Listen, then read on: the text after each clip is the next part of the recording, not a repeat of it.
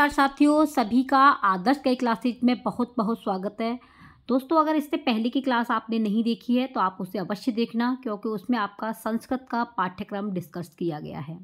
आज की क्लास है आपकी माहेश्वर सूत्र। तो दोस्तों, चाहे आप एमपी टेट की तैयारी कर रहे हों, चाहे आप जो है यूपी टेट की तैयारी कर रहे हो, चाहे टीजीटी की, तो जिन फ्रेंडों की संस्कृत लैंग्वेज है तो उसके लिए चैप्टर बहुत ही महत्वपूर्ण है। आप इसे किस तरीके से याद करेंगे ट्रिक सहित, तो माहेश्वर सूत्रों के बारे में आप जानेंगे। तो फ्रेंड देखिए, माहेश्वर सूत्रों की जो रचना की थी वो महर्षि पाणिनि ने की थी।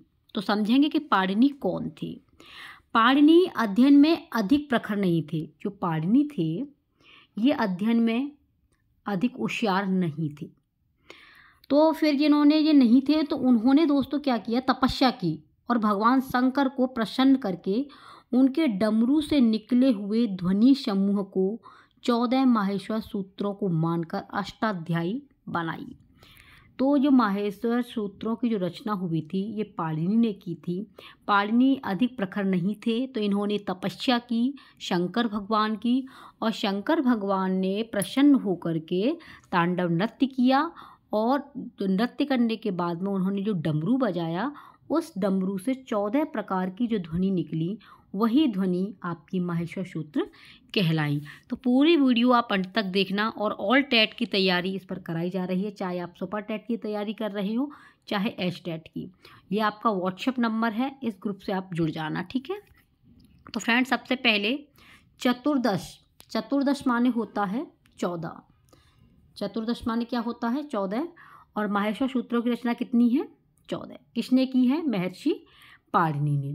तो जो 14 प्रकार की जो ध्वनियाँ निकली थी वो उनके कुछ नाम थे। तो देखिए, ये नाम है आपके, जैसे पहली ध्वनि निकली तो उसका नाम था अ ई उ ड़।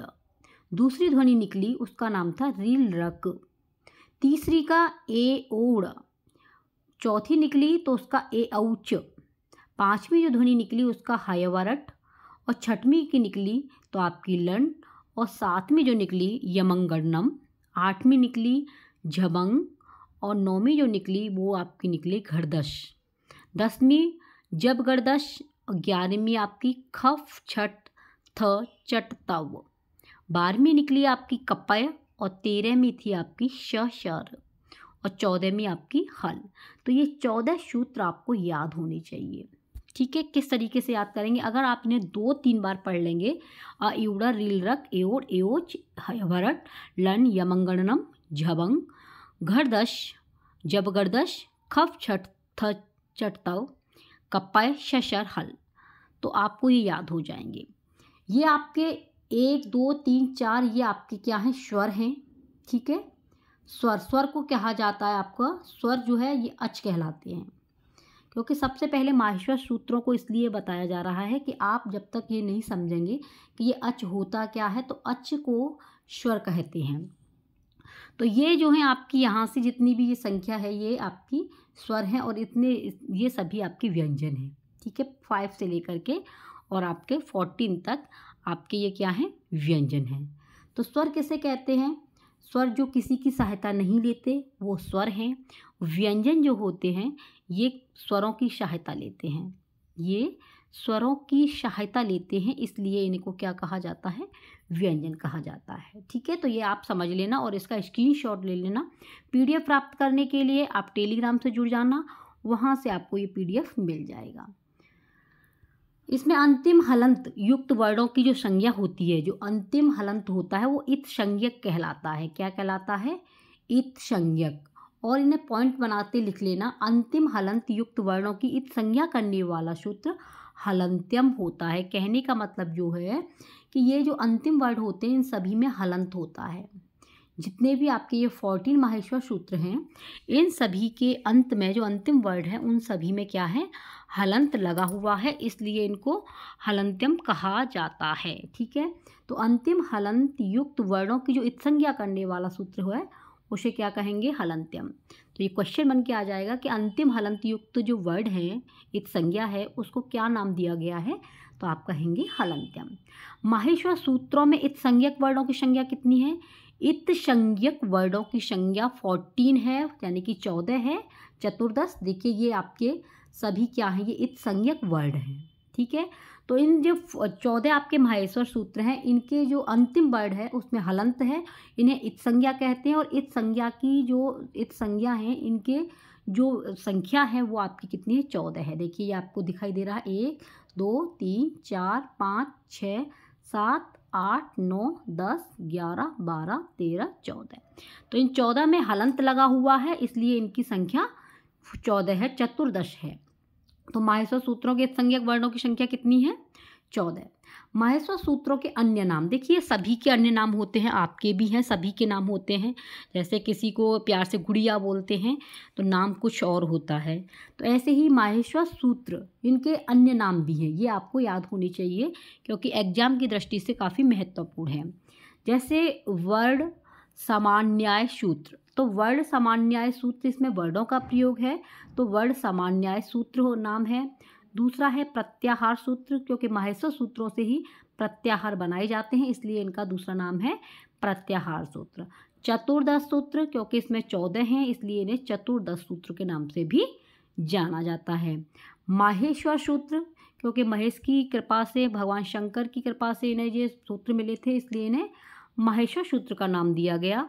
और शिव सूत्र या शिवजाल, तो ये इनके अन्य नाम हैं, सभी के होते हैं। किसी को प्यार से घर पे बोलेंगे छोटू, तो नाम कुछ और होगा, या तो आप समझ लीजिए सुनील मान लीजिए।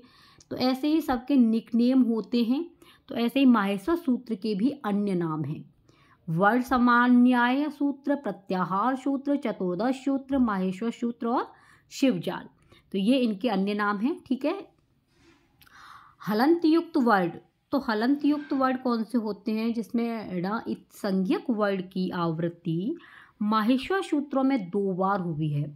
तो जो हलंत्यम युक्त वर्ड जो होते हैं, यानी कि अंतिम वर्ड, तो इसमें पूछा है कि जो आपका ड़ है, इस इत्संज्ञक वर्ड की आवृत्ति कितनी बार हुई है, मोस्ट इम्पोर्टेंट है। तो इन माहेश्वर सूत्रों में जो ड़ आया है इत्संज्ञक वर्ड, इसकी आवृत्ति 2 बार हुई है।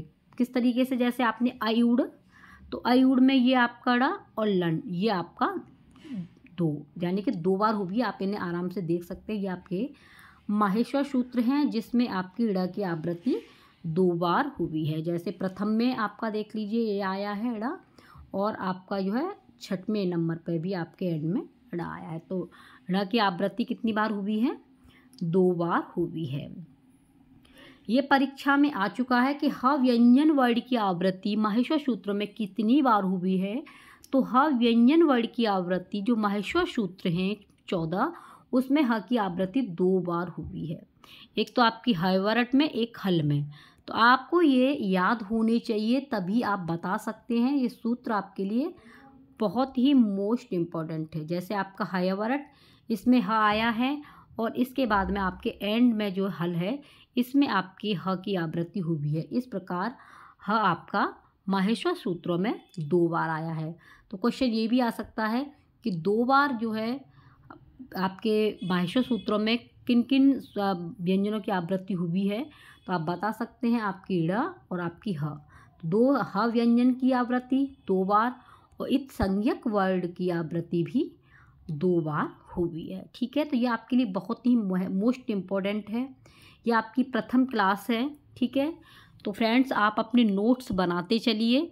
जो भी फ्रेंड्स हमारे तैयारी कर रहे हैं, जिन फ्रेंडों को संस्कृत से डर लगता है, तो संस्कृत में आपको 30 में से 30 नंबर आराम से मिल जाएंगे, क्योंकि मैंने भी इसी तरीके से सेल्फ स्टडी करके अपना यूपी टेट या सी टेट या जो भी परीक्षा है मैंने क्लियर की है।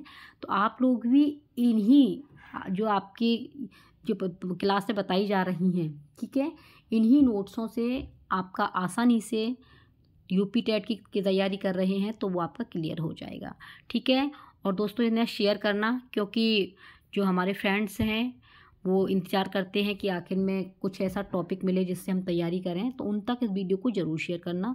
और छोटी सी रिक्वेस्ट है आपसे, क्योंकि आपका प्यार इतना मिलता है, इसीलिए फ्रेंड्स ये आपके लिए मेहनत की जाती है और कुछ मुझे अच्छा भी लगता है। तो आप लोग कमेंट बॉक्स में कमेंट छोड़ा करें, अगर कोई भी प्रॉब्लम है, आपको शिक्षा से संबंधित समझ में नहीं आ रहा है, तो उससे क्या है मोटिवेट होते हैं। और फ्रेंड्स आप इसे सब्सक्राइब जरूर कर लेना। ठीक है, मिलते हैं नेक्स्ट टॉपिक में। सिलेबस के अनुसार तैयारी है, तो नेक्स्ट टॉपिक आपका होगा वही आपकी कराई जाएगी। मिलते हैं, टेक केयर।